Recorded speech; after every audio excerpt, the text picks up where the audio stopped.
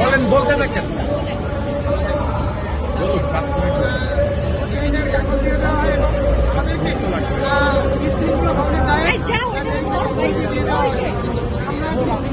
রাস্তার হিরো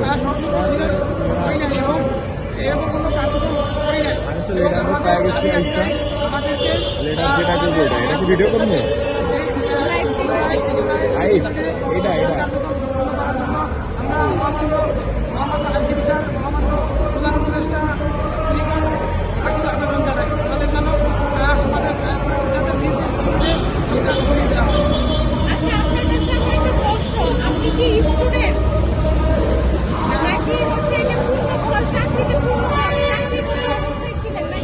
আপনাদের বাদ দিয়েছে কেন, অব্যাহতি দিয়েছে কেন, এটা বলবেন। ওই এসআইদের সাথে বাদ দেওয়া হয়েছে। আমরা নিজেরাও জানি না আমাদের কেন বাধ্য হয়েছে। আমরা একটাই কারণ আমরা জানতে চাই যে আমরা কি কারণে আমাদের বাধ্য হয়েছে। আমরা একটা আবেদন দেওয়া হয় এবং স্বরাষ্ট্র উপদেষ্টা দুইটা আবেদন পাঠানো হয় এবং আমরা গত পরশুদিন আমাদের স্বরাষ্ট্র সিনিয়র সচিব স্যারের সাথে আমাদের কেন জানতে চাই। আমাদের তো এই বাংলাদেশে এত কিছু হলো এই বৈষম্যের কারণে আমরা কেন আবার বৈষম্যের শিকার হচ্ছি।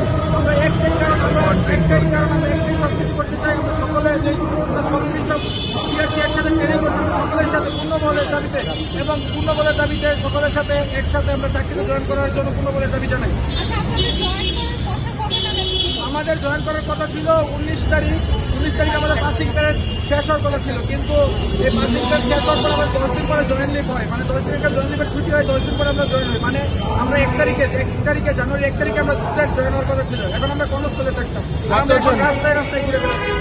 কতজন অব্যাহতি পেয়েছি? আমরা 63 জন সারা বাংলাদেশ থেকে, Khulna training centre, Noakhali training centre, Rajshahi training centre, Rangpur training centre, সারা বাংলাদেশ থেকে আমাদের পরিস্থিতি বলে 63 জন বাধ্য হবে।